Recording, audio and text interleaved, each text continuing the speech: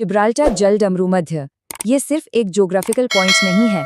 इसके पीछे इतिहास, व्यापार और कुदरत की एक बहुत ही जबरदस्त कहानी है। तो चलिए आज इसी कहानी की गहराइयों में उतरते हैं।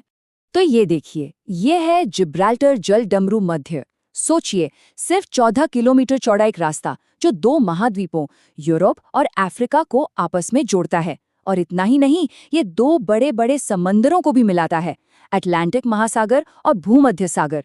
लेकिन जो चीज सतह पर इतनी सीधी सादी दिखती है ना, उसके नीचे की दुनिया उतनी ही पेचीदा है।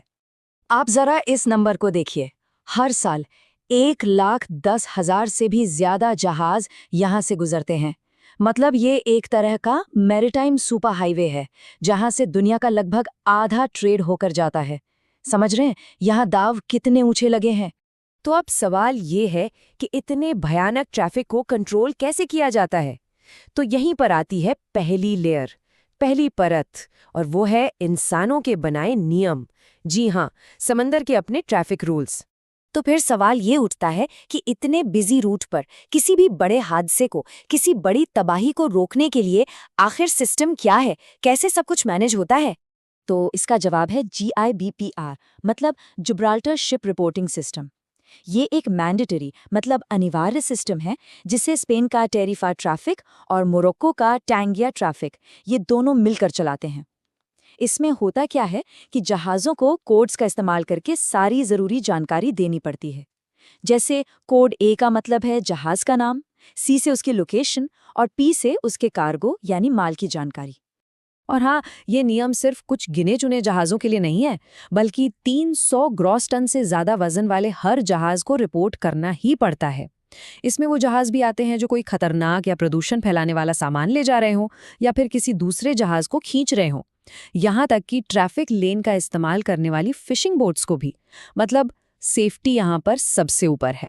ठीक है, तो ये तो हो गए ट्रैफिक रूल्स। अब इससे एक कदम और आगे बढ़ते हैं और नेविगेशन की एक और गहरी परत को समझते हैं, और वो है फिजिक्स की लेयर। मतलब इस गोल घुमावदार पृथ्वी पर रास्ता ढूंढा कैसे जाता है। देखिए, किसी भी दो जगहों के बीच जाने के ना दो मेन तरीके होते हैं। पहला है ग्रेट सर्कल रूट। ये क्या है? ये एक गोले पर, मतलब हमारी पृथ्वी पर, दो पॉइंट्स के बीच का सबसे छोटा रास्ता है। अब इससे टाइम और फ्यूल तो बचता है, पर दिक्कत यह है कि आपको लगातार अपना कोर्स, अपना रास्ता बदलते रहना पड़ता है।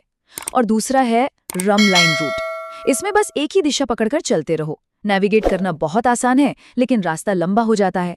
तो ये एक तरह की चॉइस है, सबसे छोटा रास्ता चाहिए या सबसे आसान। तो आखिर ये ग्रेट सर्कल है क्या भला?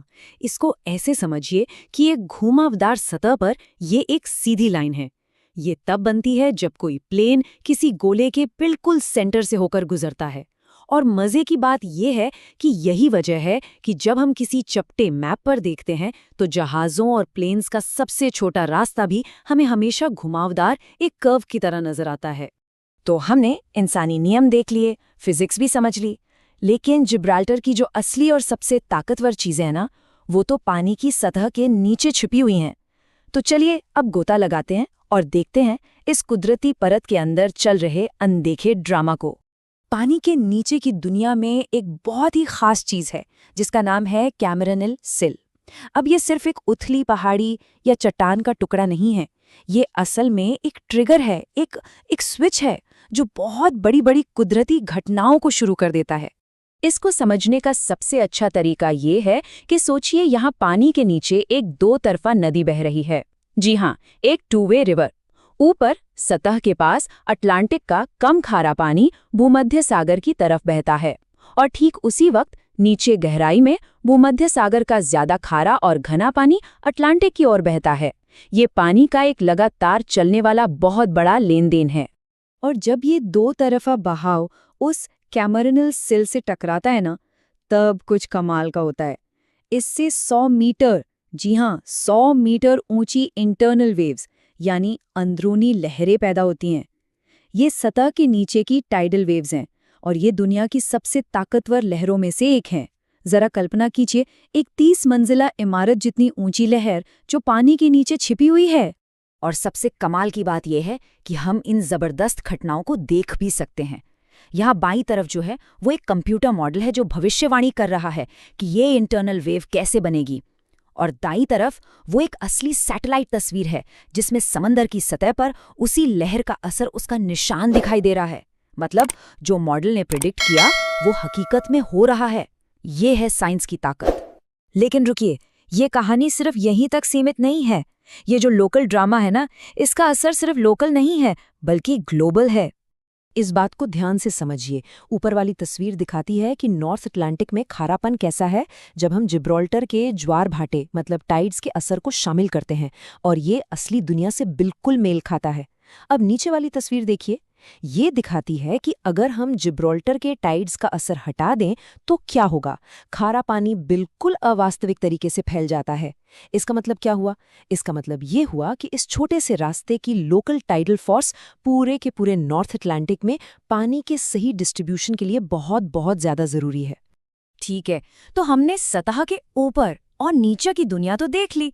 अब जरा भविष्य की तरफ नजर डालते हैं। अब अगला पड़ाव क्या होने वाला है? देखिए, हजारों सालों से जो सबसे बड़ी चुनौती थी वो थी इस पानी की सतह को पार करना। और अब अगली सबसे बड़ी चुनौती सतह के नीचे है। और यहीं पर सामने आता है जिब्राल्टर जल डमरू मध्य टनल प्रोजेक्ट। ये यूरोप और अफ्रीका के बीच एक परमानेंट लिंक बनाने का एक बहुत बड़ा प्लान है। इसे एक ट्विन ट्यूब मतलब 2 ट्यूब वाली रेल सुरंग की तरह डिजाइन किया गया है, जिससे पैसेंजर और माल गाड़ियां दोनों गुजर सकेंगी। और कहा जा रहा है कि इस पर काम 2030 से शुरू हो सकता है। तो सवाल ये है कि 2 दुनियाओं को जोड़ने वाले इस पुल का अगला चैप्टर समंदर के ऊपर लिखा जाएगा या फिर उसके नीचे? ये एक ऐसा सवाल है जो आने वाले कई दशकों तक इंजीनियरिंग और जियोपॉलिटिक्स दोनों को एक नई शक्ल देगा।